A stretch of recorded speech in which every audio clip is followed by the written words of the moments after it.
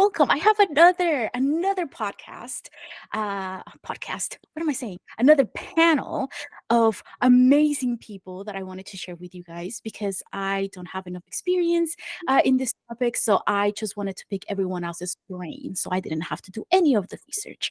So today we're talking about D&D, and we have 5 amazing people that have a ton more experience than I do. So we'll have them introduce each other, and then we'll get to the actual good part of this panel. Any volunteers to go first? I'm Daniel Hand. I'm a British author, game designer, illustrator, therapist in private practice, annoying person, dice addict, book addict, RPG addict, and yeah, don't play D&D very much, oddly enough, but play tons and tons of other RPGs. And my latest book, Role-Playing Games and Psychotherapy, A Practitioner's Guide, is out now. Get it from Amazon, Barnes & Noble, or wherever you get your reading material. Yay! But yes, I've been using RPGs with clients for several years, and it's an amazing form of intervention. And as soon as you mentioned doing this panel, Elizabeth was like, yes, please. Hi. I'm here. And we'll go on to like Mr. Perry since you're like on top yeah, for the next one. Next. Yeah. I'm Perry Clark. I'm a licensed marriage and family therapist in the Silicon Valley area of California. I also have used Geek therapy in my practice as well to work with clients, especially also some who find it much easier to relate to the stories of the day using more of the geek storylines as opposed to some of the classics, which have no necessarily matching for some of the stuff we deal with today. I also run a podcast called Untying Knots, Minds and Souls Untethered, which Elizabeth has been a guest on, where we talk about that intersection between mental health and a variety of the very intersectionality things, such as gaming, as well as being BIPOC issues, as well as LGBT issues. And I'm also an occasional player over on Symphony Entertainment when they're doing some of the role-playing games and horror. I am Erika Walker. I am a clinical social worker. I'm based in Kansas. So I'm licensed in Kansas, Missouri, Oklahoma, and Massachusetts because I have clients move all over the place and I'm a sucker and follow them because and I'm a registered play therapist supervisor. And as of last month, I am advanced certified Adlerian play therapist. Yay! I think I said that one right. That one's still new, so I'm getting there with that one. I'm recently, also as of last month. Dang, last month was a big month for me. Published journal author, co-author. I was co-author. So that was exciting. Yay! I have been using RPGs in therapy for a few years. And when we talk about how we got into that, I'll say more about that then. But I've been using like geek stuff for my whole career because I'm kind of a geek and it's hard to separate that out of therapy. Lots of video game stuff that I use, and then like my whole office is just like geek, like it's just geeky all over. That sounds wonderful. I had a new client's dad come in, so it was the first time he had come into my office, and he's like, "Oh, this is like Nostalgia Valley." I was like, "Yeah."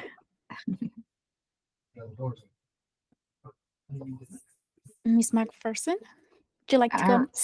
Sure. I'm Charlene McPherson. I am a licensed clinical social worker.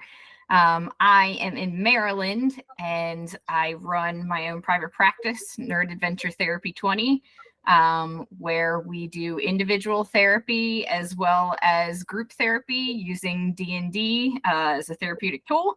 I'm running teen groups right now. I'm going to have 2 teen groups running soon. And then I'm hoping to get an adult group started soon as well.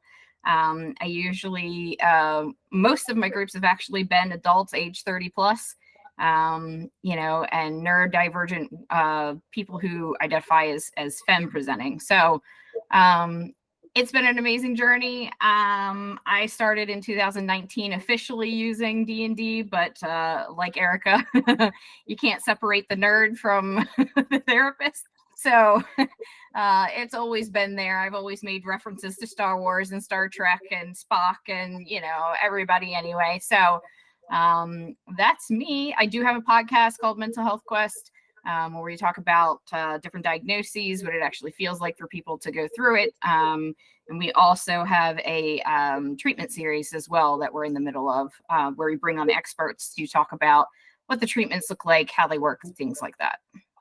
That's me. I guess that leaves me for last. And I actually want to echo Charlene's podcasts.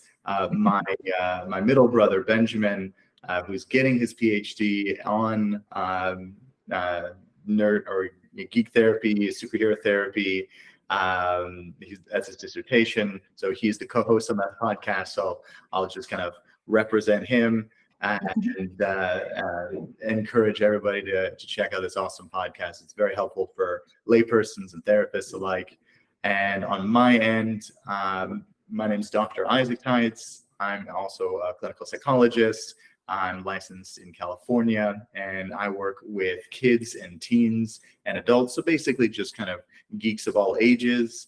I use a lot of play components in like parent-child interaction therapy or in play therapy with the kiddos as they get older. But it's when we get to talk about their interests, their pop culture references, the comics, the video games, the narratives that they're excited about. That's where we can really tie in these therapeutic benefits. And role-playing games, the mechanics, the challenges or the opportunities to project and see how your character or how a different version of you might handle it. And then you get to re-roll and try it in session and then again out of session. So we talk about this with Charlene in Comic-Cons. In fact, Ben and myself will be presenting on the psychology of Avatar: The Last Airbender at WonderCon Saturday.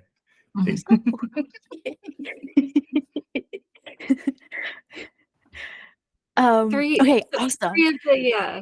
of the voice actors were just at our Comic-Con 2 weekends ago. So Zuko, Toph, and Iroh, and they were so freaking fantastic. They were lovely. I bet. I always think about it, like about meeting people because and getting autographs and stuff. But I'm like such a fan, and I'm like, I need someone to go and interpret my like. Because I don't think I'm gonna be able to like talk or say anything. So I'm like, I need a friend to just come with me and be like chill and be like, hey, she loves you. Can you have a picture, autograph? That would be fantastic. All right, so let's get started. Okay, so one thing that I want to know is what was your origin story with like TTRPGs in general? Like, how did you discover them? By chance? Were you like, was it a family thing? Somebody dragged you kicking and screaming like it happened to me? Because for years my brother was like, you should see this, you should watch this podcast, and I was like, nah, it's too long, 2 hours. No.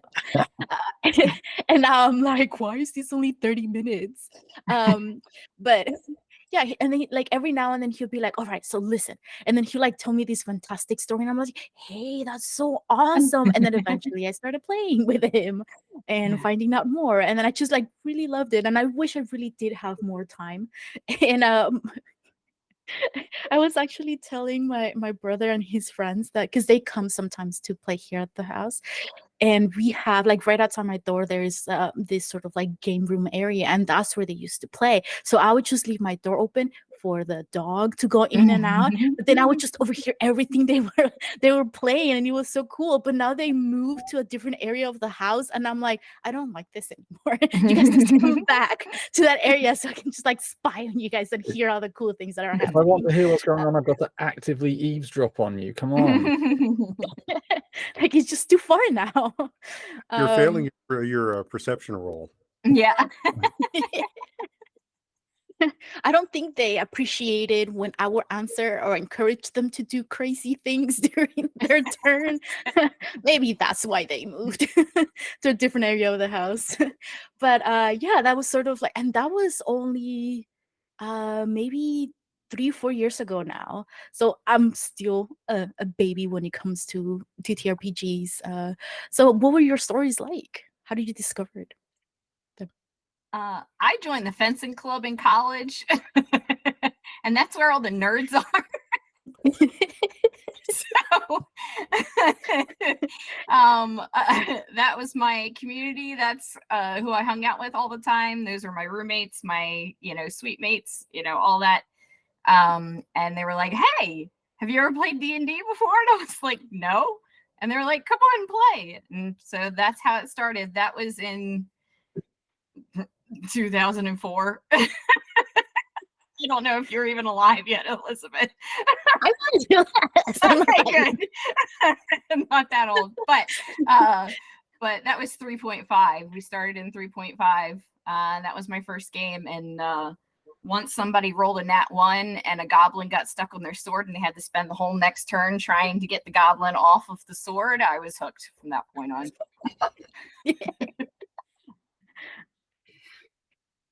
For me, it was, I think it was around Christmas time. It was like 2015. And our friend asked us, "Hey, have you guys ever played D&D before?" And we're like, "No." He's like, "Do you want to play? I think I'd like to run a game." And we're like, "Okay, sure." And so we started playing our very first campaign 2 weeks after Alan Rickman died. And it's important because like my first character's whole being was about Alan Rickman. So her name was Alana. She was from Rickmana. Like everything about her is Alan Rickman. And we played that campaign for 5.5 years. Wow. And so now I am in the process of writing that story. I think it's going to end up being 7 books long. I think I have a lot of them. I have 3 of them fully drafted. I have a lot of words written. I don't know what my word count is. It's a lot though. And now I can vouch for that. Erika and I are on we have a writing live stream every week called the International Writers Fellowship, and Erika I don't know where the words come from, but they just pour out of the woman. They're just And now what's cool is now, because we finished that campaign, we're playing their children in a different campaign. And so yeah, but it was because of her that like I transitioned, like I figured that this could work in therapy, because like I'm kind of I feel like I'm a fairly well-adjusted human, and she helped me so much, like just in my own stuff, that I was like, this has got to be like, I've got to be able to use this somehow in therapy for maybe not so well-adjusted humans. And it's been kind of amazing. So that's kind of where my beginning with D&D was. That's awesome. I don't know, would we count like board games as a beginning to tabletop role playing because it's on top of a table? It's definitely a gateway. Fencing is a gateway from jocks to nerds. Well, I was in an arts and residence hall in undergrad, and so the whole building was full of nerds, and we had a little library in there, and every now and again we would play some board games in there. So they had this board game called Betrayal on the House on Haunted Hill, and everyone's played it. Awesome. But Yes, have you played Betrayal at Baldur's Gate? I have not, but I guess I'll have to play that one. It's literally exactly the same game. It's just in Baldur's Gate instead of on Earth. Perfect. All right. See, oh my God, Erika, don't write it down.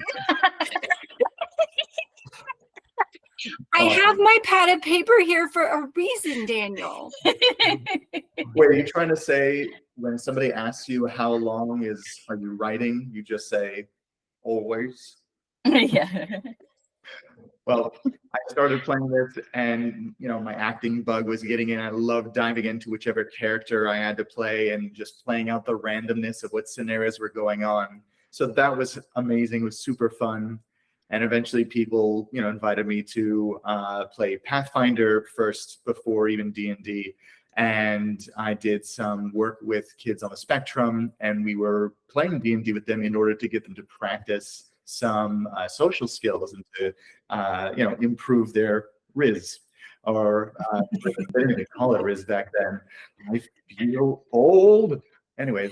So from there, I would just notice how often kids would connect so well with this concept, with this ability to kind of play out a character of themselves. And then eventually that would become their narrative too. And now I'm in costume and I'm enjoying every bit of it. It's just me? You, yeah. Okay, so when I think about that question, I actually find myself not starting immediately with the actual practice of tabletop, but looking at the standpoint of Dungeons and Dragons, because I am a kid who grew up in the 80s. So I started with the Dungeons and Dragons cartoon show, as well as, which I was always watching every time it came on, the Tom Hanks Mazes and Monsters. So I was consistently watching that, and which very much also has its connection with mental health as well. So much into that movie as well. So that was sort of my childhood. Once I got into college, and after a series of events, I basically had to move out of my family home. And so in that aspect of now, as I'm discovering myself, I'm also discovering and connecting with people who play Dungeons and Dragons. And I started with 3.5, and so for a period of time, I was playing that. Life situations, as always, takes you away from those things. I come back to it where I'm starting to play furry pirates. But from then on, I connected with another game group that I just started playing with regularly for roughly the next 10 years. And so then, like all in history, sooner or later the game group folds. And I've been finding my other places to do it, such as like on Symphony. And I'm also parts of a group called the Knights of the Knights of the Fourth Wall, who at KublaCon, which is the major convention here, puts on a mega dungeon. So later today, I've got a playtest to go to for a game for that. That sounds like so much fun. You got it. Do you have a fourth wall inside the fourth wall? Walls? There's that, and then I've also, which I need to finish, started working on my first scenario for a Call of Cthulhu game that I'm going to try and publish. Published. I'll play test it. It's almost done. It's almost done. I volunteer as tribute. But I think one of the biggest things, and I will touch on Star Trek here. What Dungeons and Dragons or any of the tabletop role-playing games allows for immersive play as opposed to passive play. Anything like watching Dungeons and Dragons, the cartoon, Maze and Monsters, or even the Dungeons and Dragons movie, we're all sitting there as the audience watching. Even what you were doing, Elizabeth, was being the passive listener to it versus we actually be involved in it like the holodeck of Star Trek. We get to be the players as opposed to passively watching and knowing their story. And that also allows for the necessary escapism that some of our clients need. Some of us need. That too. That Again, too. that's why I have it in groups for adults, because we need it. Would you now say that it has become like TTRPGs in general have become like one of your main fandoms, like the one that you like spend the most time and energy sort of like geeking out about? Yep. by Definitely. a good margin. Yeah. Most of my podcast time has been catching up to Critical Role just so that I'm ahead of the show when it comes out, but also get to get any or make any references. See, I've given up on Critical Role because I don't have 4 hours a week. I got a choice. I can spend 4 hours a week watching other people play RPGs, or I can spend that time playing RPGs. Which one am I going to do? You know, I usually use my time driving and when I'm at the gym listening.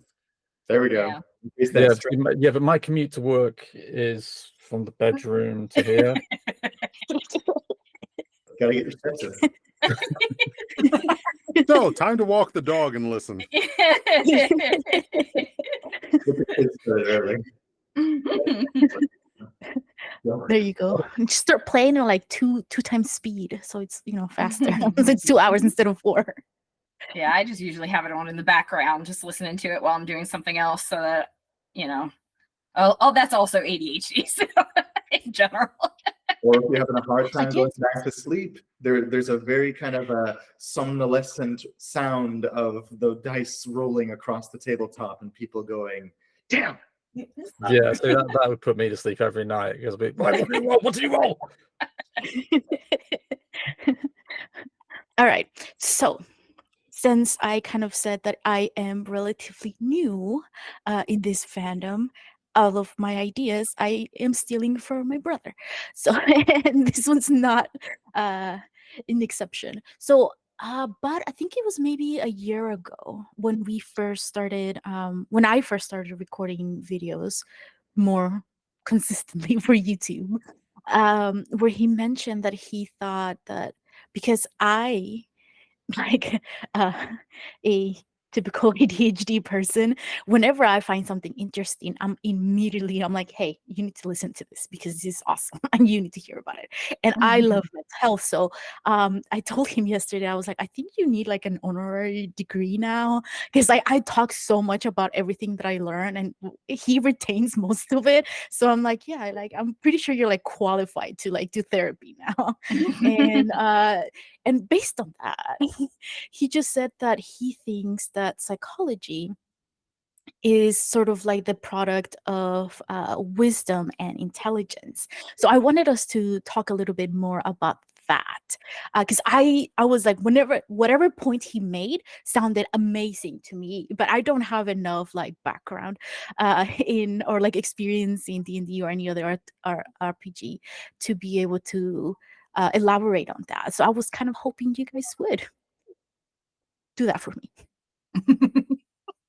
So I happen to have, because I have one client that I'm playing D&D with that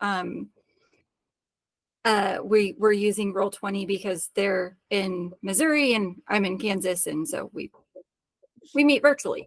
And so I'm going to put their stats into Roll20 and everything because I think it'll be easier. And so like I had their character sheet sitting down beside me, and so I was like thinking about what are all of the proficiencies with wisdom and intelligence. So animal handling, arcana, history, insight, investigation, medicine, nature, perception, religion, and survival.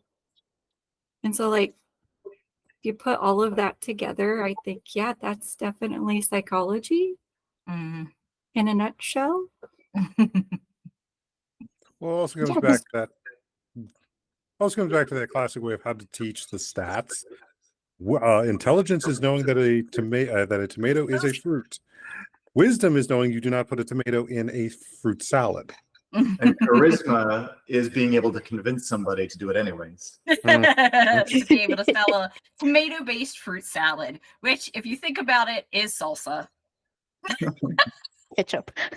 Which is intelligence, knowing that difference.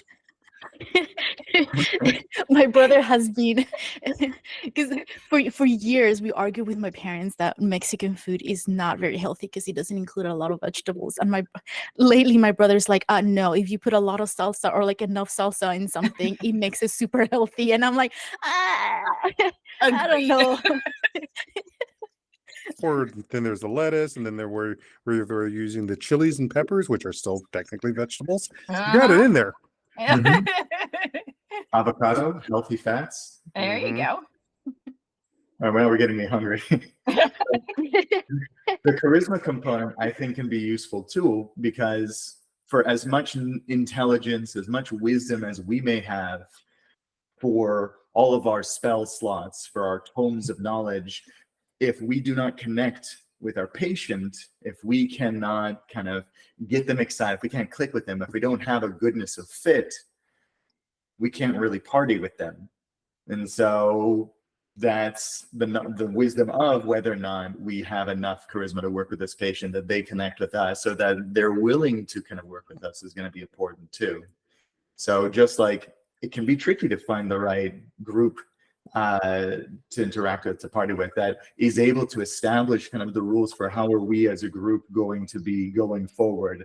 You know, what are off topic, you know, even the session 0, figuring out, you know, who are we with each other, how are we going to be appropriate with each other, or what are our boundaries. If first off, if the therapist doesn't know how to set boundaries with the patient or let them know the limits of confidentiality, run. But Oh, is that what I'm doing wrong?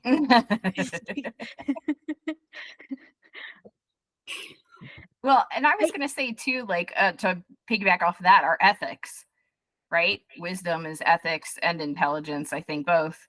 You know, knowing how to do something is the intelligence, but the wisdom to know how you should apply it.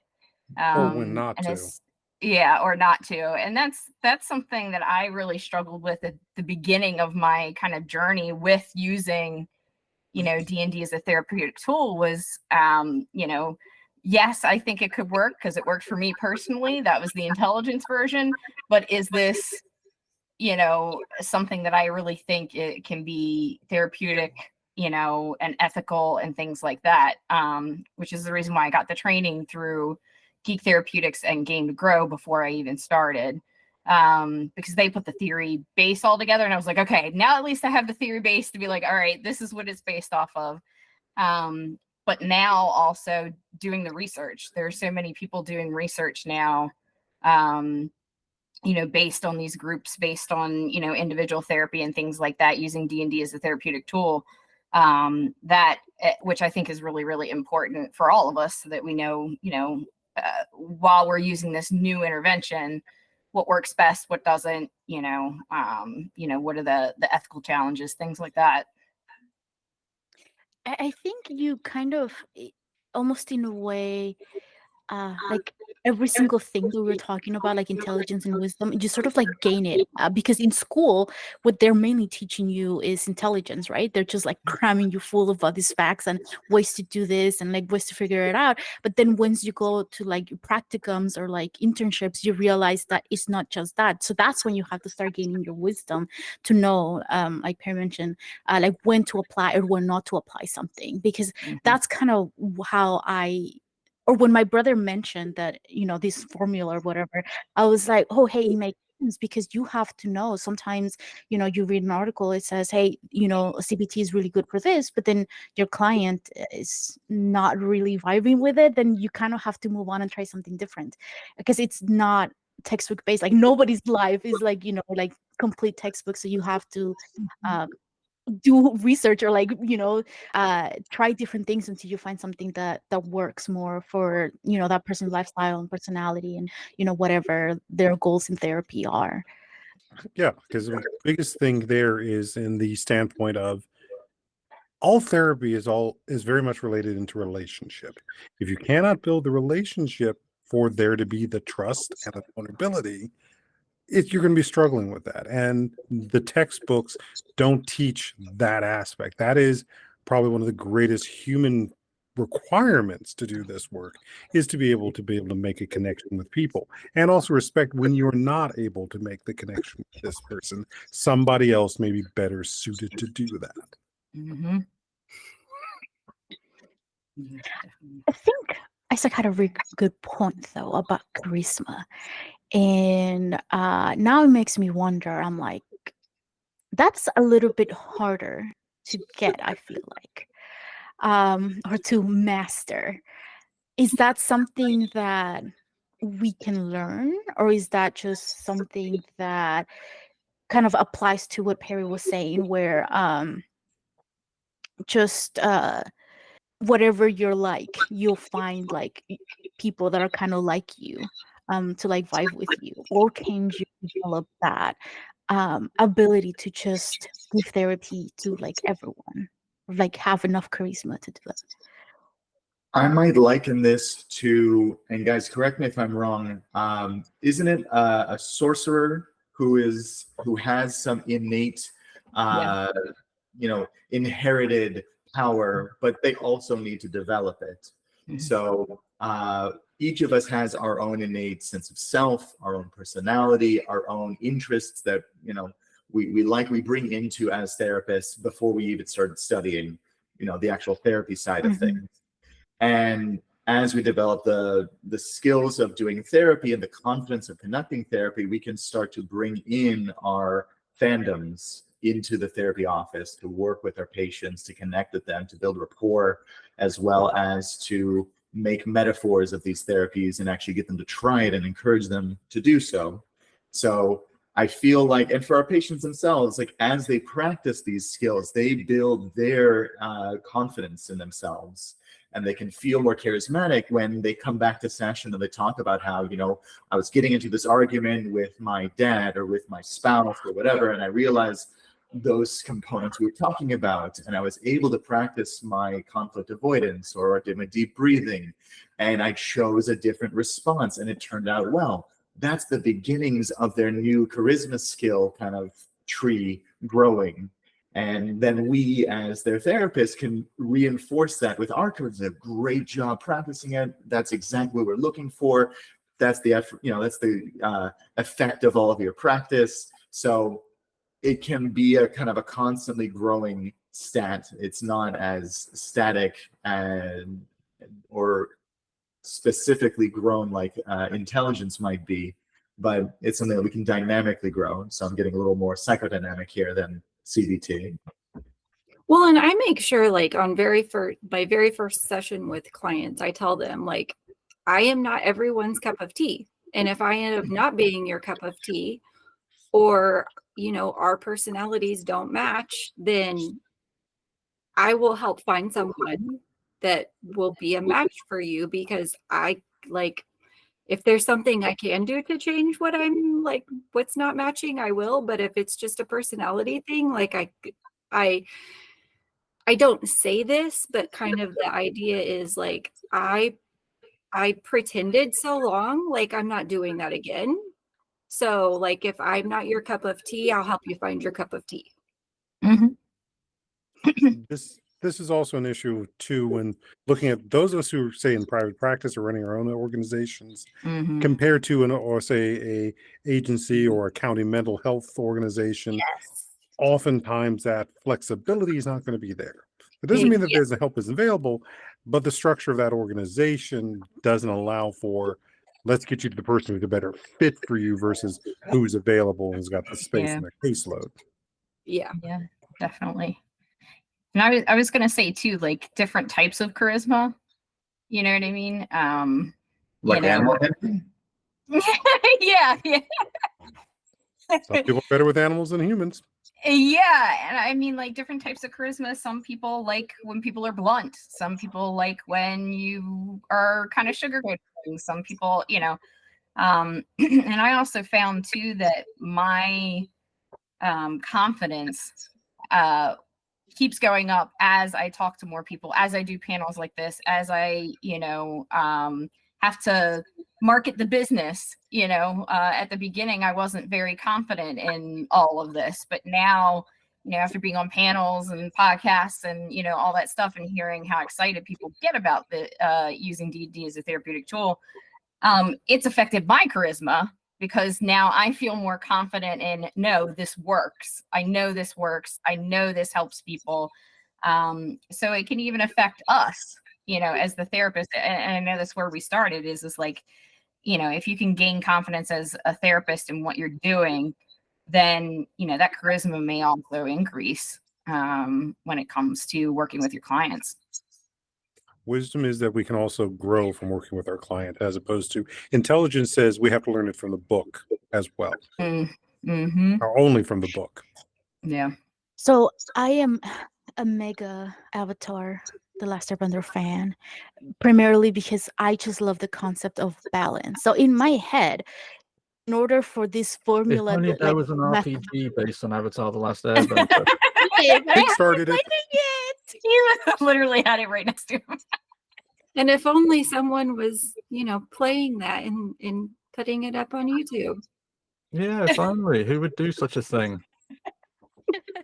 um so I like, in my head, in order for this formula to sort of work, all of those three things have to be in balance: charisma, intelligence, and wisdom. But what would be will there be the problem if one of them is too high? Because now I'm just thinking about the misinformation that we find online oftentimes when it comes to mental health. Mhm. And there are very charismatic people out there. That might be a bit of a stick in the mud and say I would be nervous of getting too hung up on stats. Because I think of it, because yes, technically your brain workings would be, intelligence, wisdom, charisma, but your mental state is also going to be affected by your physical health, by your behavior, by your ability to do X, Y, and Z. I live with chronic pain. Sometimes I literally cannot stand up. Between you and me, that has an impact on how I'm feeling that day. And there are lots of games, Avatar Legends being one of them, that you don't necessarily have stats. You've got things like stats, but they're not quite the same thing. And I don't know if people will agree with me, but my experience tends to be that it's the parasocial relationship with the character and the ability to learn from the character, rather than saying, okay, well, your wisdom is a bit low, let's try and up your wisdom a bit. It's more a case of, oh, okay, so you kicked that guy in the balls and then you got beat up for it. And what did we learn? I would say that you want to find the right game for the right clients as well. I'm not a big D&D-er because I've used D&D precisely once with a client and decided never to do it again because it took 2 sessions to put their character together, and it's like, come on, you guys are not paying me to do paperwork. So that's also very much in what you're saying, Daniel, in the standpoint that, again, all of the various TTRPs out there are, in their own ways, either more flavor towards mechanical side of it versus narrative, talking, so forth. D&D may be sort of in a middle place, because I know Hero is like, I'm not here to do quadratic equations. I'm playing a game. It's just like, no. But I also recognize that there are those who they need that to be able to have a part of it, as opposed to just telling the story. Mm-hmm. To have that type of immersion. And it's figuring, again, much like what we say is, I may not be the best fit for you. This game may not be the best fit for you. This particular type of therapy may not be the best fit for you. That's all of our practicing an assessment of both the wisdom, mental stats, and the physical stats. And that's part of what we have to work with, so that we can have our clients work with the TTRPs effectively. I have a question, because that is another reason why I wanted to have like other people, because I know there are other like RPG or TTRPGs out there that I'm just not familiar with. So Daniel, you mentioned that you don't really like using D&D with clients because it takes too long. What other games would you recommend? Well, without going into politics, it's not just because it's too long. D&D's the ethics of the company involved. I mean, I am a massive capitalist. I expect to get paid for the work I do, and Wizards of the Coast, it's their IP. They can do whatever the hell they like with it. Don't send armed goons around to intimidate YouTubers, guys. Just between you and me, just don't. It's not a good look. So I have ethical issues going, yeah, oh yeah, let's go and do this. Great, job done. But oh yeah, I mean, if you want choices there are just endless. I mean, you will literally never run out of games, largely because more and more are being pulled out on a daily basis. You've got, I mean, so the first game I ever played was The One Ring, which is Lord of the Rings, because I'm a massive Tolkien nerd, and so that was what works perfectly for me. But you've got superheroes, you've got sci-fi, you've got really simple, you've got just basically just communal storytelling on one end, or you've got RuneQuest on the other.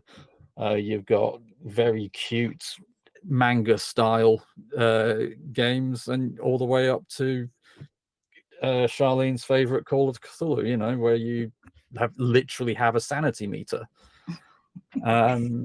So there are,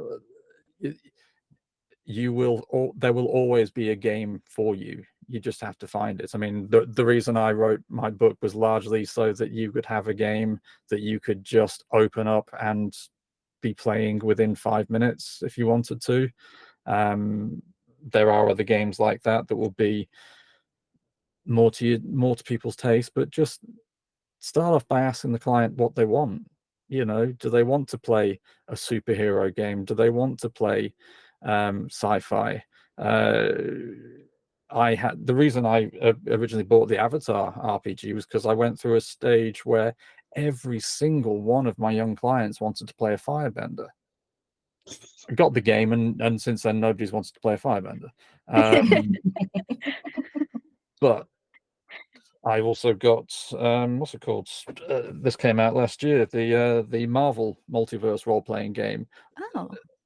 So I don't know if you can see the little red bit there. Does that? Yeah, the red stripes there. They are all pre-made characters. So if you have a client who loves Marvel and wants to play a specific Marvel character, just break that out and they can be Spider-Man straight away. So yeah, just start off with asking your client what they want to play, because if you figure out what they want to play, what game they want to play, what story they want to tell, all of a sudden therapy becomes something to look forward to, as opposed to, oh God, they're going to ask me how I feel again, aren't they? Mm-hmm. And once you get that engagement, it's going to be hard to get rid of them. Mm-hmm. Anyone else feel extremely unprepared? Like Daniel has all his books and I just read. It's like this one, I'm talking about this one, and I'm like, oh, I don't have anything to show. I just so unprepared. Look, this room is going to kill me one day. I am going to knock something at the wrong time, and a client's going to log in and just see my hand sticking out from a pile of books. But it'll be giving a thumbs up. Yeah, exactly. And there's also the aspect of yes, I mean, because if I was at home, I'd have multiple shelves full of stuff. But then I've also got a massive file on my cloud drive that's just game stuff as well. So it's like, do I need to get another terabyte just to be able to have space for the digital side of this? Which is, I again, don't know what you're talking about. Yes, we know you don't know. No, we all do secretly as we check our storage space. But that aspect again comes back to, there is a variety of therapies, there's a variety of different types of therapists out there, as there is a variety of different clients, and it's talking with them to build the relationship, to find what is actually going to be the best environment genre for them. Now, one of the let me just finish this one point, and then because one of the other things that for all of us here, we're all geek therapists. We're also dealing with a field that is also struggling to move forward in time with its conception, with how it works with people. Because again, all of the stuff that we're using at one point was considered escapism, and it was vilified. Yeah, it was part of the it was part of the mechanisms that went into the satanic panic as well with D&D back in the 80s. Well, I mean, Monsters and Mazes, exactly. So for those of you, please go and check out that Tom Hanks movie. You'll see my point. I wrote it down. Oh yes, it's a classic. And that's where the aspect of our societies have moved on to the fact that we can find the connections to work with these stories with our clients. As I said during my traineeship, YouTube was very useful if you've got a client who's interested in Gears of War.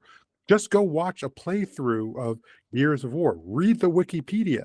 You will make so much more movement with your clients, as I was saying to my fellow therapist, if you just go and do that. And this was also more difficult for our therapists who were older and who were doing this as their second and third career, and discover that not everybody wants to sit here and read about Cinderella, and let alone the Disney Cinderella versus the Grimm brothers' actual Cinderella. Those are very different stories. Back to you, Erika. Oh, I was like, the only reason that I played D&D as opposed to any other TTRPG is my brain can only handle one system.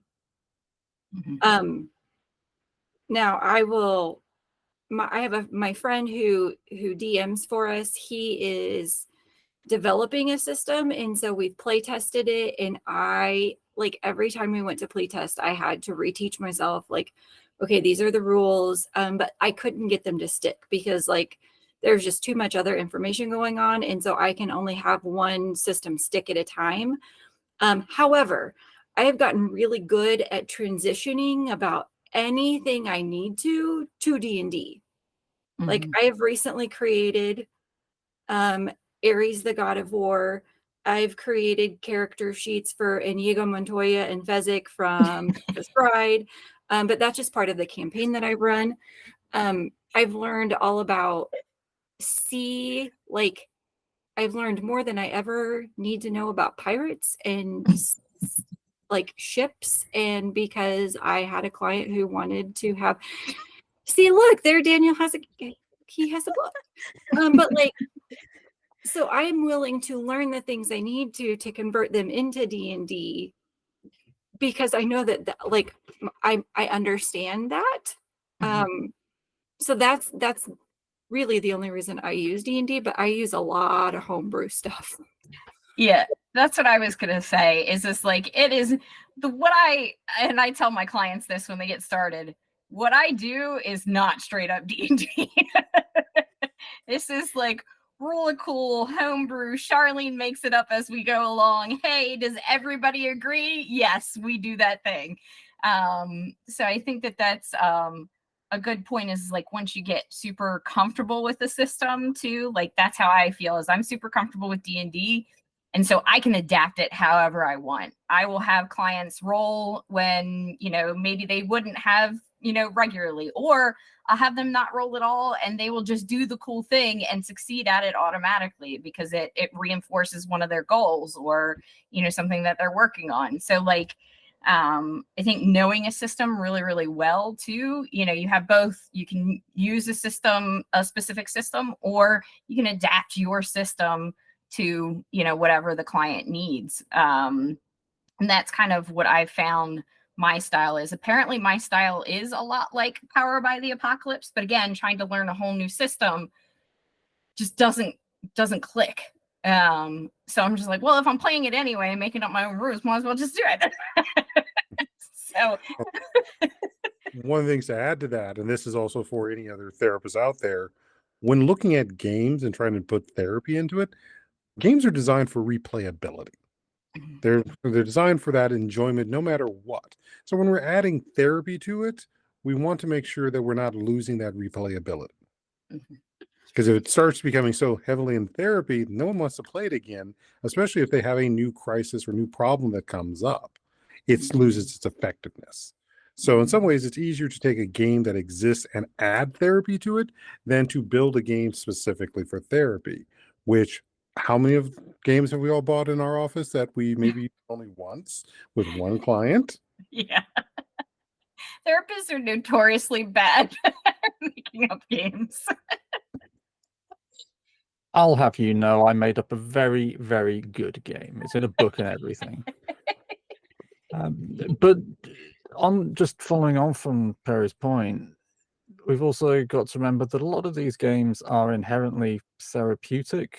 I mean, I'm sure anybody here who's played who's had a good D&D session or RPG session, whatever, you've come away feeling better about yourself because you've had human contact, you've been a badass, you've lived out your dreams, you've had all of these, you know, strokes, if you want to put it in TA terms. But there's a difference between the games being therapeutic and using the games as therapy.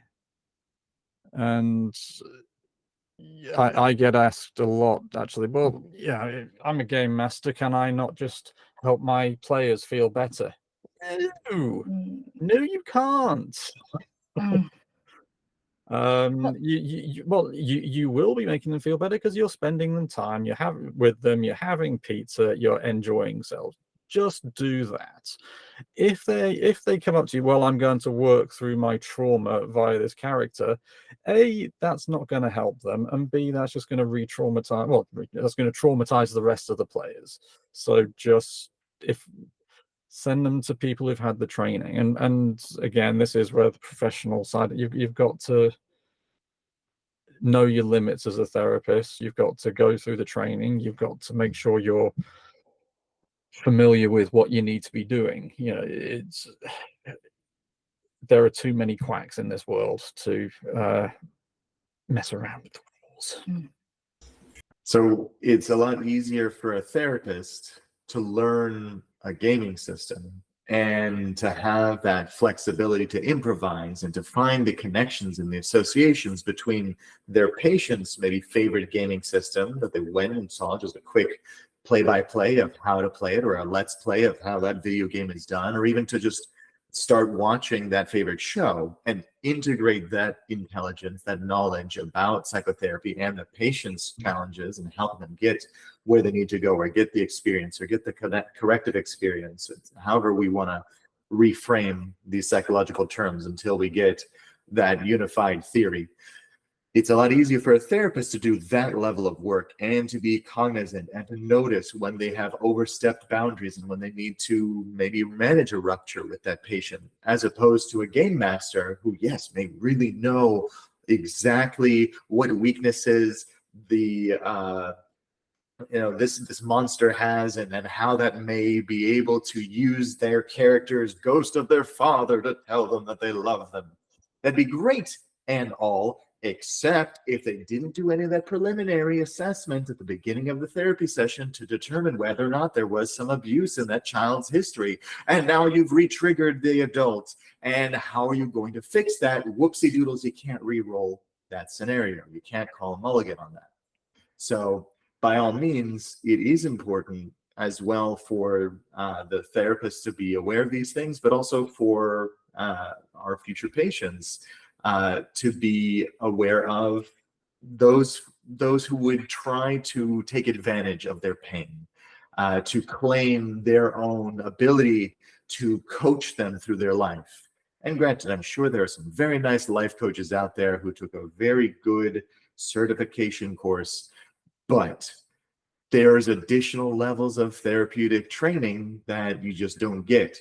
And if you can be a little bit more selective and shop around and find that right fit for you, I'm kind of speaking more to the patients, but even for us therapists, sometimes we don't, it's best for us not to hold on to a patient just to be, no, I know CBT can help you if you just let me CBT you, when they really just needed some EFT or ACT or something that doesn't just use letters, but, like I said, psychodynamic psychotherapy. So it is that self-knowledge for the therapist as well and the patient, which granted, that's what they're coming to therapy for, I should hope. So what would you recommend for someone who is just running a campaign just for fun, and it just so happened that a new player came in and they don't really know much and it did trigger something in them? Like, how do you recommend they continue or stop? Well, before that, there's also the aspect of safety tools. And especially in these last few years, many more key TRPs have been also working with the idea of safety tools and consent tools before you bring somebody into a game to know what's going on, as opposed to just blindly walking over that tripwire. So again, part of this comes back to the aspect of what was the conversation you had before they started the game? How did you learn about them and what they wanted to bring on or even explore with their character? I mean, that's why we have session zeros to develop the characters, as opposed to just handing someone a pre-gen and it's not a good match for who they are. So that's where the gaming safety tools are an important thing to use for any GM, any player as well. So if you got someone who's not invites you to the game and doesn't have that pre-conversation, doesn't bring up the safety tools, I'd be cautious about that game. Equally, if you've got a player who's coming in and doesn't even want to do any of that, again, I'd be cautious. And isn't it Monty Cook? Monty Cook has a consent Lines in and game. nails. Which Yeah, you should they be able have to get for free. It's a consent in gaming, consent in RPGs form that you can just look it up and get it for free. And so I have a modified version that I give to my clients, because the first time that I gave that to a client, it was to a kid in, God, I want to say maybe he was in 3rd grade. Yeah. And his mom was like, "What are you playing with my child?" Because we had talked about it. And then I give them this consent checklist, and so the consent checklist talks about, it has a green column, a yellow column, and a red column. And so it's like all of these different scenarios that could come up in D&D or an RPG, just across the board. And it's like, yes, I would be okay with this. I might be cautious about this. And no, absolutely not. I don't want to see this in the game. And so this mom was like, I have questions. And so I have now since modified it. So like one thing that, and I don't do groups, I only do one-on-one. And so one thing that I do not allow in any game is relationships, like romantic relationships between any player characters or non-player characters and a player character, because I have my client and then there's me playing everyone else, and no, not happening. Not happening. But then also, I have the rules. So like I get to fill one of those out too. So like my client knows my boundaries. And basically, like the only one I have on there is like no sexual assault. Like there's not going to be any sexual assault played. Now, if it's part of their backstory, that's like we can work through that. But there will never be anything played out. And if there is, we're done. Like, and I explain that. But also in our for fun games, I've told my group, like, if there is any sexual assault like described in the game or it's happening, I am out the door and I will not come back. Like that is that is a hard boundary that I have, and I won't, like, that's just it. And everyone's been really respectful of that, and clients, and there's never been any with clients specifically, there's never been any like pushback from them on that.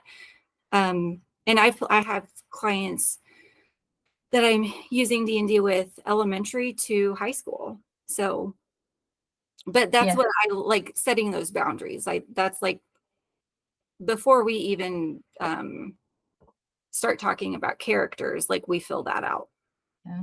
Yeah, and I use the X cards too as well during the game. Yeah. So the X card is just like, okay, if you need to stop the game right away because you're getting, close to a subject or near a subject that you feel like is going to be triggering, you just kind of press it on the table, and be like, okay, we need to stop. And the DM knows to go the other way with the story. To go back to like the original question, if you're a DM and you find that one of your players is triggered because you've missed it through these safety tools or whatever, because I have had clients be triggered at the table who we missed it, between, me, the therapist, and them, is to, if you're out in the real world and you're just a regular DM and you're not a therapist, I would stop the play immediately, if you see somebody getting triggered, and then, maybe,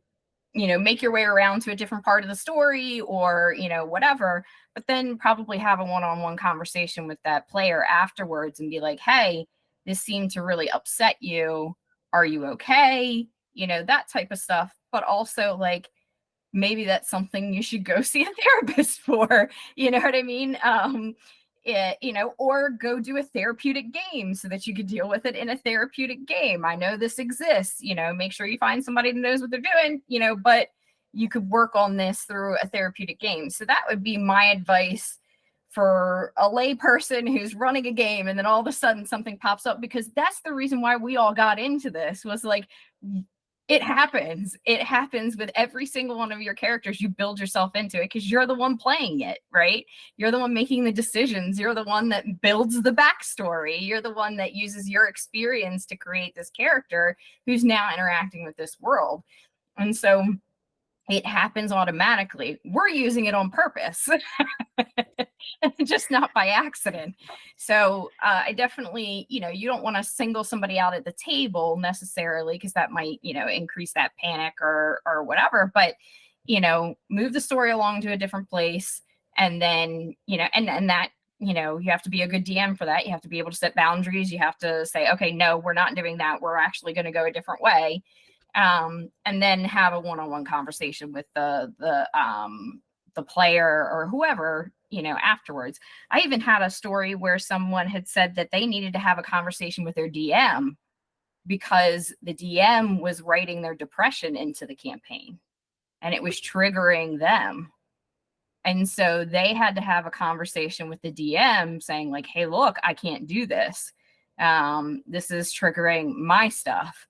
And the DM had no idea that they were building that stuff in there. They were just a regular layperson, you know, using D&D as a creative tool, you know, and his stuff went into it. And so, like, either way, it could go either way. Have a conversation one-on-one. And actually, on top of that, I know various professional game masters or YouTubers who run games at cons, and a lot of them have mentioned a growing phenomenon of players coming to the tables and explicitly bringing their crap with them to the table. Maybe not maliciously, but that it's different when you've got a group of friends who you've been playing together for years. You can have that communication, say, oh, sorry, did I go too far? Didn't mean to. Yeah, so I just didn't realize that, but thanks for letting me know. It won't happen again. But cons, you know, you've got literally thousands of people, none of whom you know, sitting down, all with their own expectations, their own traumatic experiences, their own eccentricities. And, you know, it's a risk we all take when we go out the door to, you know, be upset by things. But if you're bringing something that is specifically upsetting for you as a person to a game, that's going to upset other people as well. And speaking more to the players as much as anything else, a good rule for playing RPGs out in the real world is just don't be a dick. You know, it's a game. Go and In have some fun. general, even if you're not playing anything, that's a good something just to a keep good in life mind. rule. Yeah. Yeah, it's a good life role. But it's also the aspect too of where we're struggling with the idea about what mental health is and why people need it. Obviously, there's also the obvious struggle about being able to fulfill it, even much as we try to, but we can only handle so many people. And the standpoint of bringing us into these communal settings and so forth without actually, again, the consent, that actually does create reasons for people not to stay in the fandom and the hobby itself. So in that way of, yes, you want help, come to a professional, not the person who is trying to just make everybody have a good time. Yeah, and that's why I do the groups, right? Is because, you know, one-on-one's great, but if you want a community to be around you, if you want other peers who may be working on very similar things, which is how I make my groups, right, is like I get everybody's goals and I say, okay, most of these goals are similar, personalities are similar, backgrounds are similar. So I'm going to put them in this group together because they're looking for that community.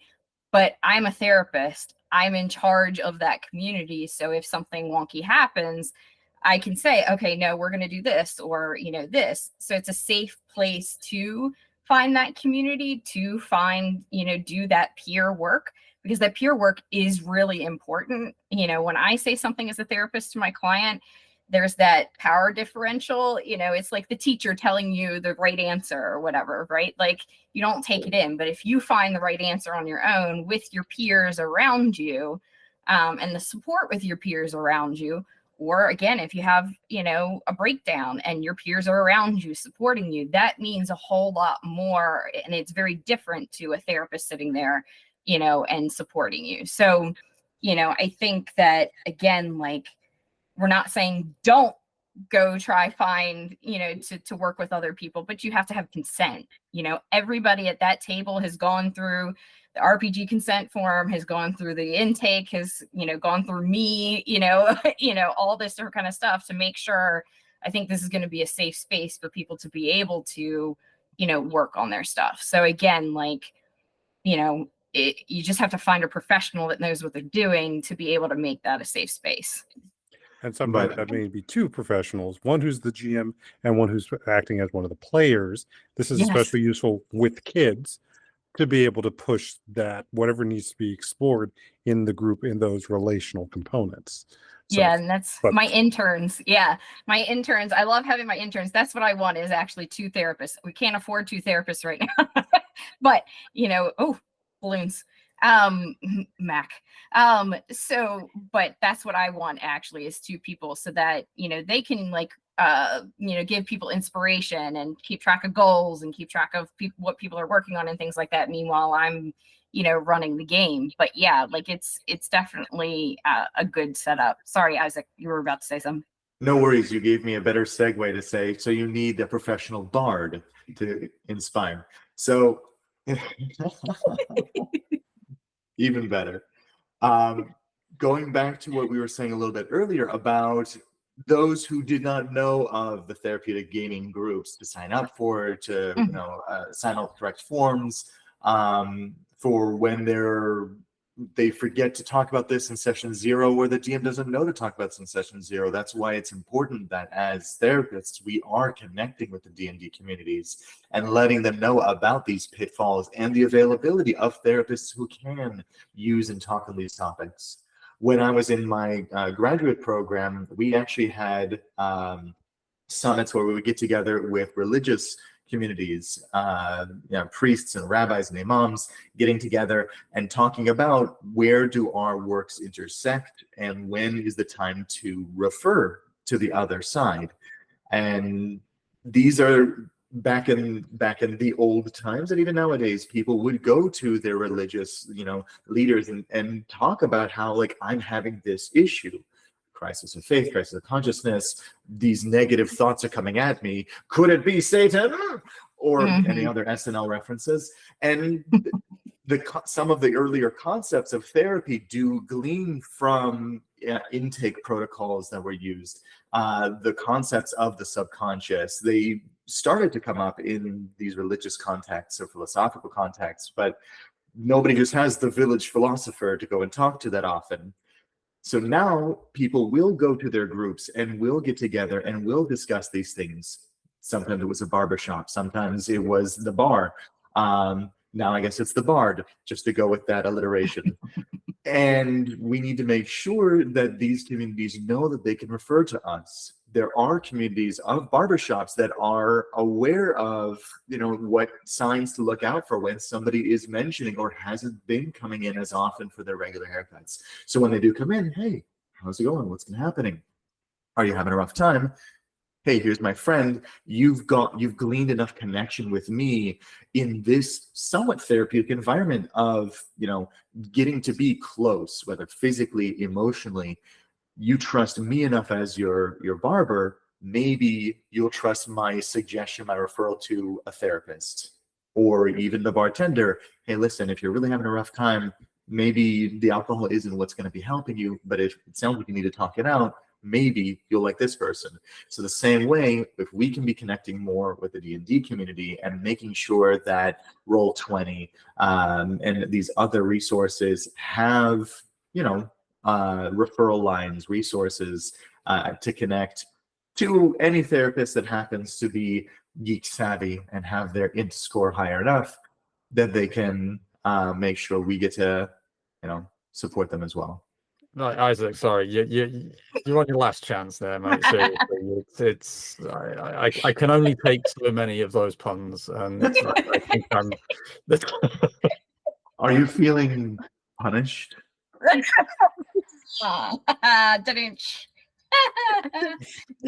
Well, that's I completely agree with you, Isaac, because that's a huge reason why I decided to create or to make Psychology for Geeks a nonprofit, because I grew up in an area where there is nothing. We don't have a movie theater, we have one grocery store, we don't have any sort of form of entertainment. So any geeky people were just sort of like engage in their hobbies with like the one or two friends that were like super marginalized in school, or you never talked about it. But like these things like this are so helpful, like just having a community.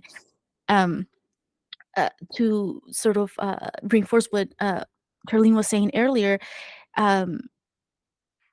there are some people that feel more comfortable when there's other people around, right? Like there's people who are like, no, I want this to be sort of like more personal and individual, but there's people who feel more powerful or comfortable when there is a community there, right? And I think that's why including TTRPGs in the therapy session and doing them as group therapy is so helpful sometimes, because we are reaching a completely different demographic that otherwise wouldn't have come to us.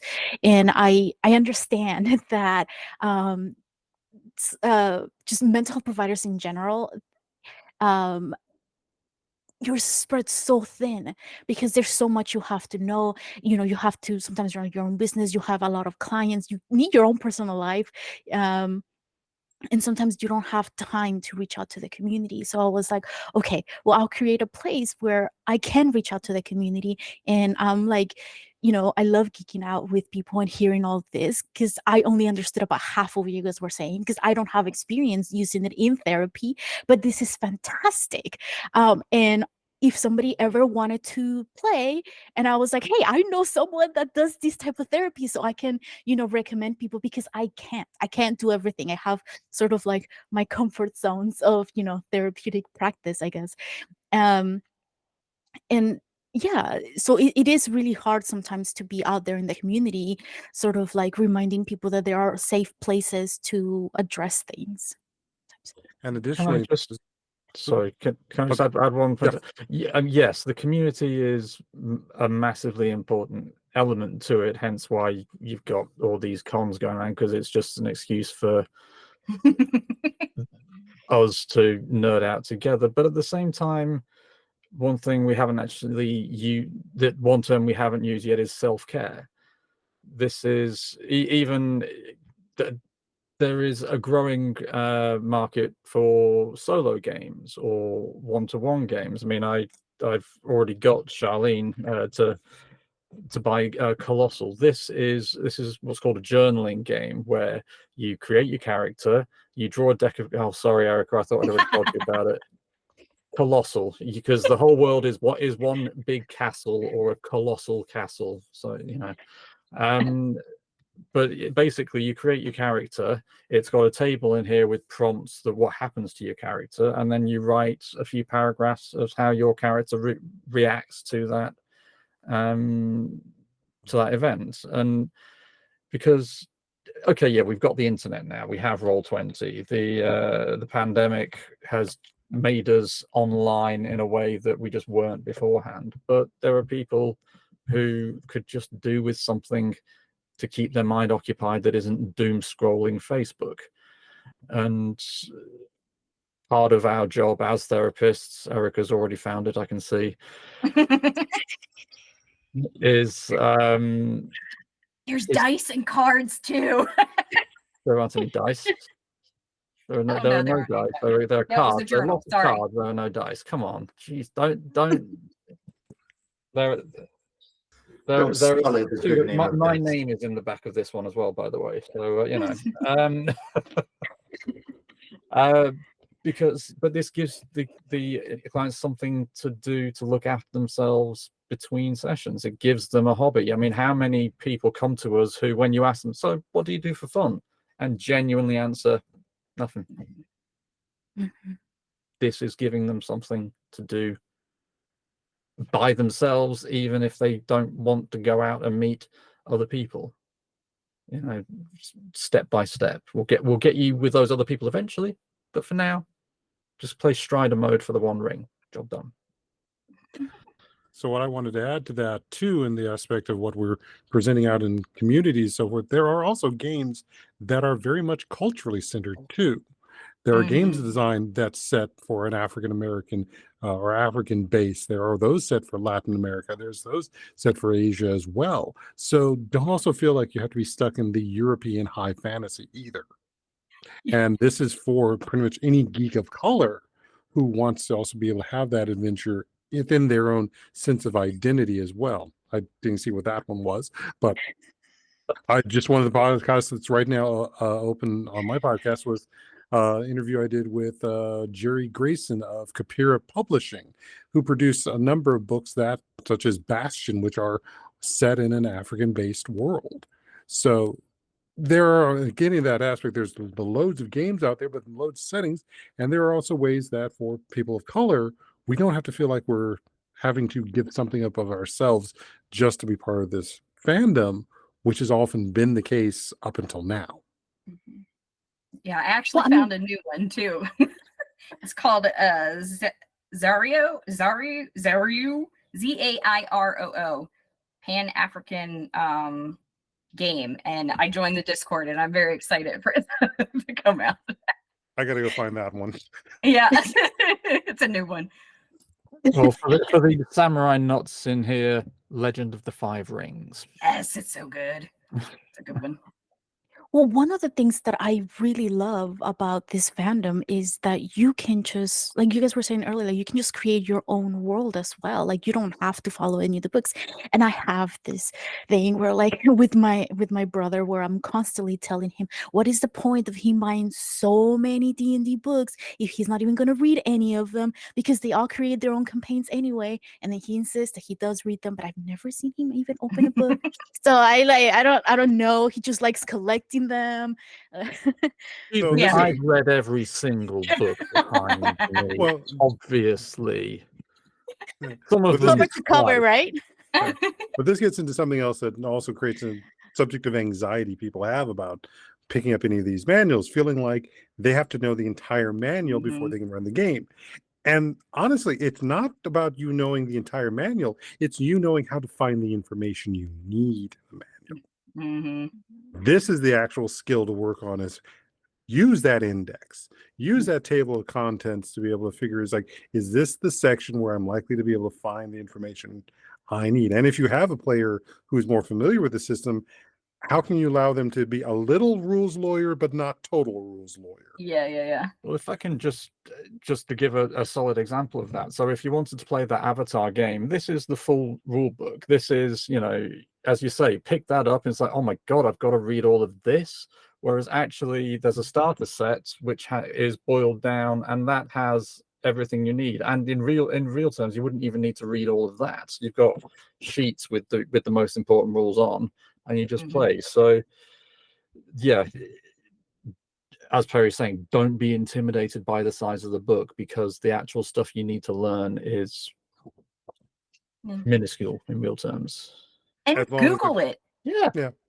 As Well, long as the yeah. developer What has people developed play. that. Not everyone Yeah. has. Yeah. That's where it's being able to, if they've at least developed and followed the proper rules of how to develop a text like this, there's going to be some sort of quick reference, either guide, if not the way to find the information in the book.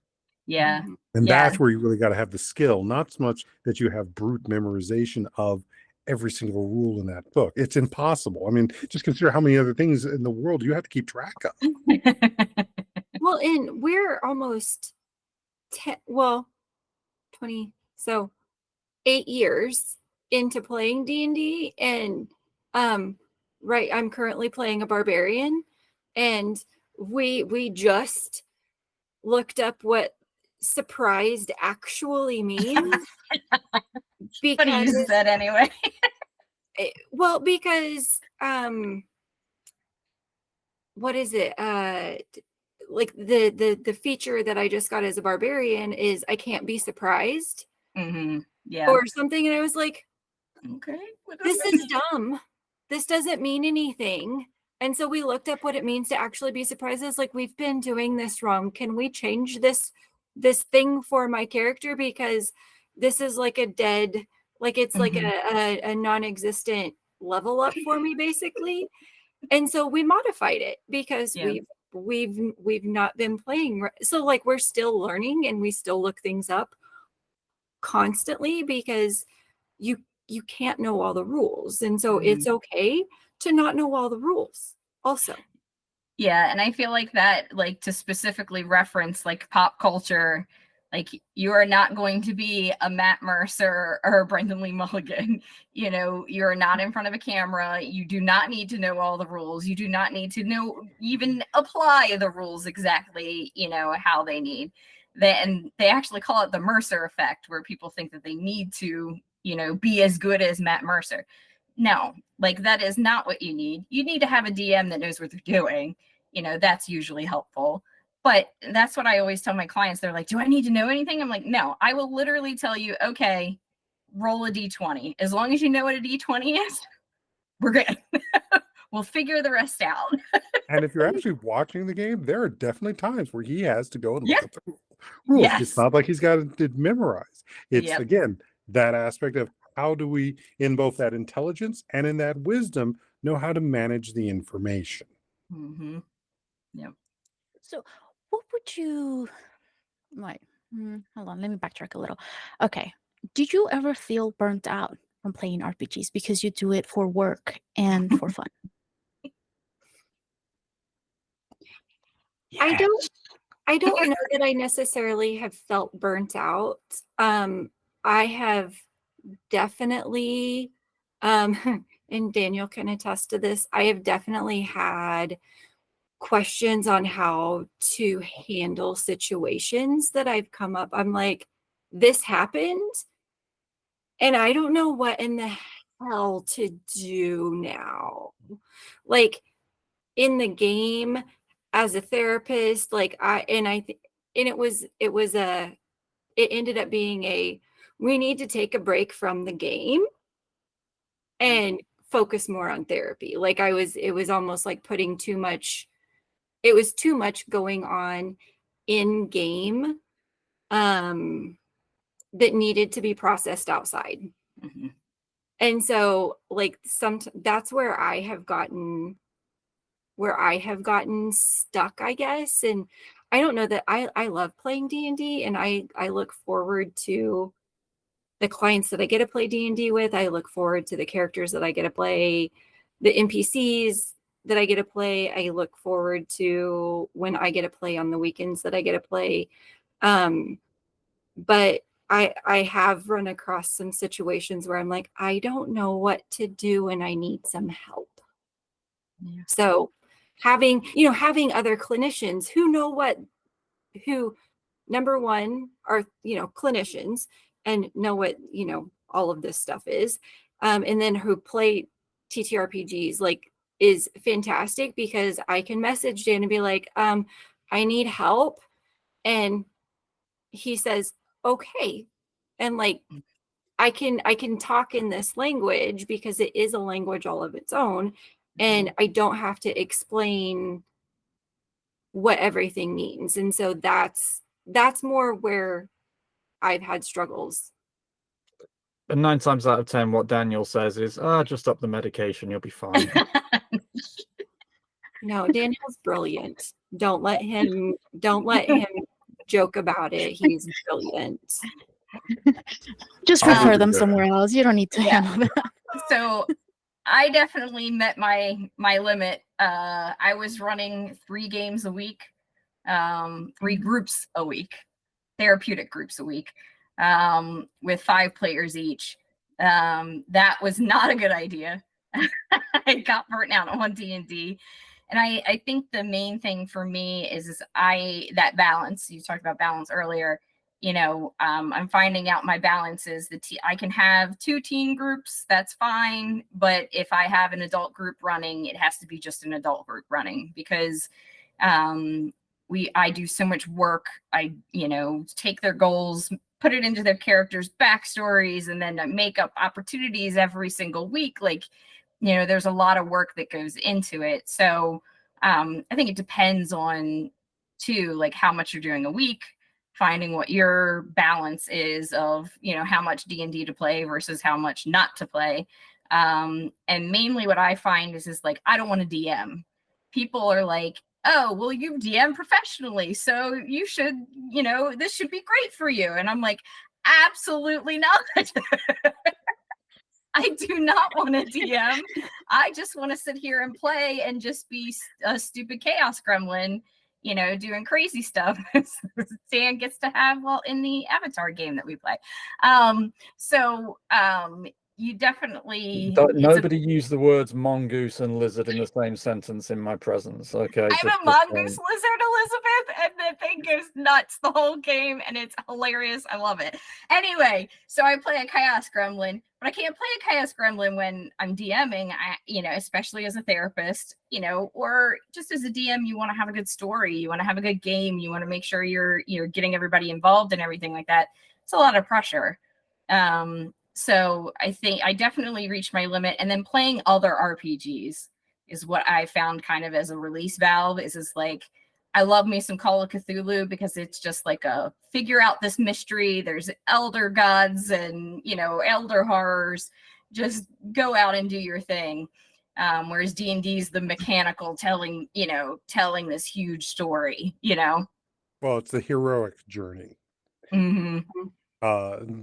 As opposed to, again, where some of the other games go, what are they focused on? Telling the various variety of stories that we need to be able to live in this world. Mm-hmm. I think I had the flip situation and I was working for Game Academy here in the Bay as a GM, but I was there as a GM, not as a therapist. Mm-hmm. And I started having this one kid's family who wanted the therapist out of me. Mm-hmm. As opposed to the game master. And so this is a big thing about setting boundaries, about which we're trying to teach our clients to work with. So we have to practice them as well. And even with our own fandom, so that we have this standpoint of where does this be when we're at work and when we are in our personal lives, being able to recoup and rest to be able to do that other job, which is the mechanism that often gets forgotten is we need that too. Mm-hmm. It's a good having that boundary is important, but no, go ahead. It's a good model for us to practice on our end, so that when we tell our patients, you need to balance your work and your play. You need to have your space where you leave your thoughts behind. You get to relax. You get to focus on just enjoying yourself. That we can speak about it with some level of authority, not just because we got some fancy letters at the end of our name, but because we've had that experience ourselves. We can kind of let them know, like, listen, like getting to actually go and just do a D&D that is the therapeutic kind, just for fun, for your friends, for you to kind of have that social connection. Trust me when I say this is worth it, because like when I do it, oh man, it helps me out a lot. I think, Perry, what you were mentioning reminded me a lot of actually when I would do improv comedy. And there is my opportunity to really let loose, to be completely improvisational, to not have to be thinking about, how is this in line with the therapeutic modality, whether or not I just mispronounce therapeutic, etc. So it works. But one time I tell the person leading the improv class that I'm a therapist, and they make up a whole new therapy game where I'm the therapist, and then a new character comes in and they have a certain psychological disorder, and I need to adopt that and also treat that. And that was the last time I went to hang out with them. Yeah, everyone is just shaking their head. Yeah. Don't do it. If you know a therapist, don't do it. Yeah, just say you're an accountant. Nobody asks you questions if you're an accountant. There are two types of people who, when they find out that anytime somebody finds out that you're a therapist, there are two reactions: either, "Oh wow, tell me more and please therapize me," or, "Oh, you're a therapist? Oh, Go. sorry, I've splintered my pancreas. Sorry, see you later, bye." Or is that just me? So I still have a lot of questions that I would like to pick your brain from, but we've been doing this for a while. I really appreciate you guys saying yes and taking time out of your weekend to do this. So what I am thinking is it would be great if we can get together again and answer more questions, and maybe by then we'll have some of our viewers like actually like ask questions as well. That way you can answer them. If my internet company ever decides to improve their internet, I would love to have this be a live thing, because for the past few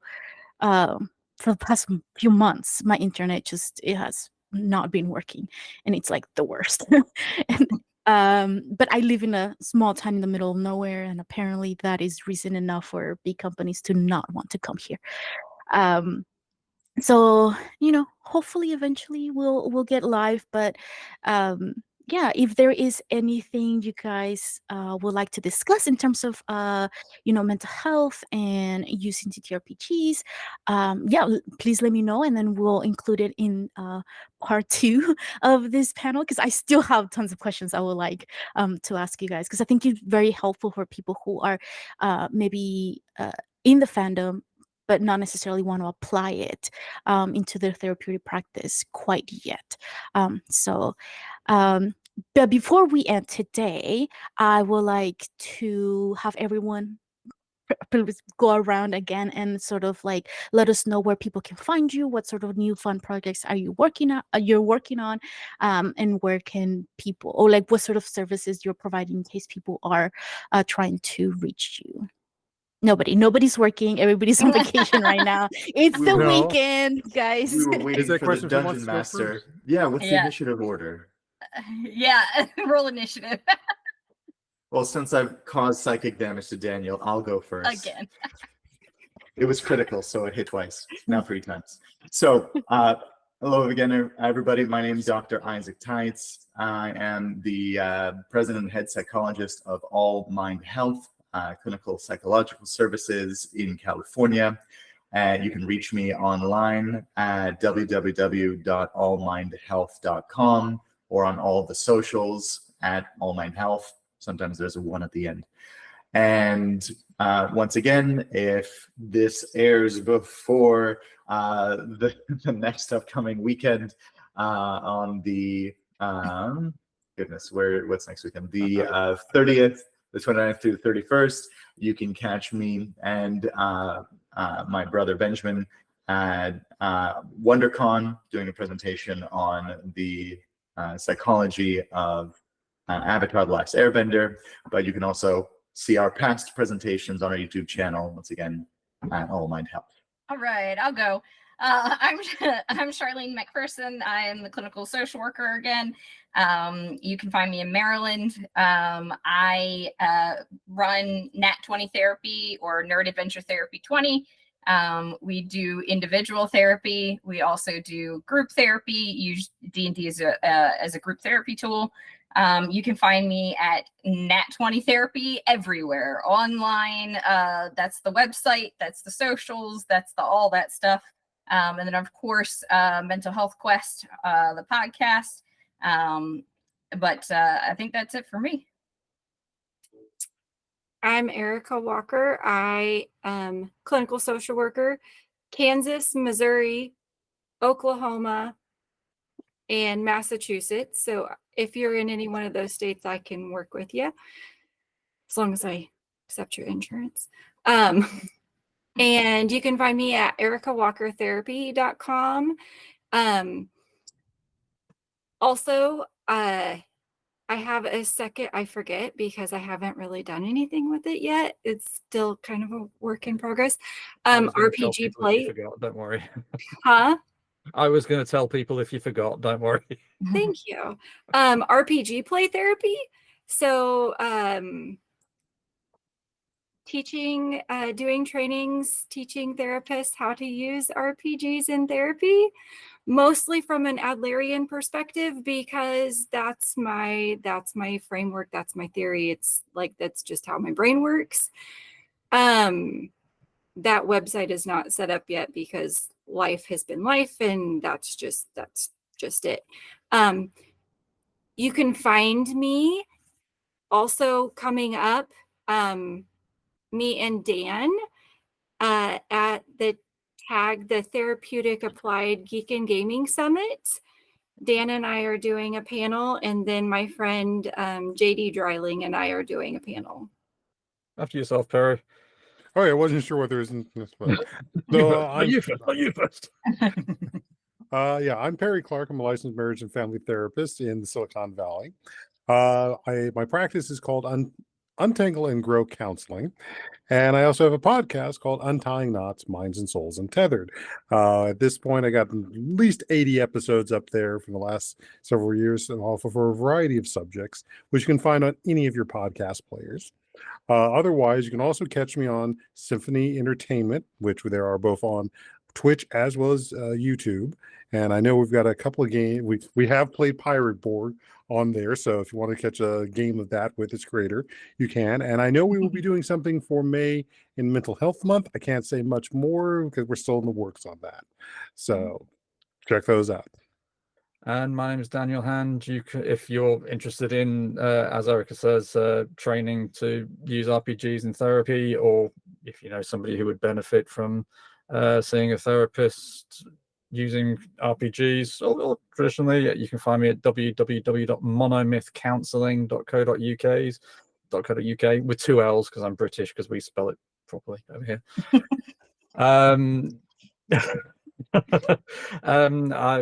Again, you can find my book, Role-Playing Games and Psychotherapy Practitioner's Guides, wherever you get your reading material. I've also contributed to the Pop Culture Psychology series of books, so Spider-Man psychology, Doctor Who psychology, that kind of thing.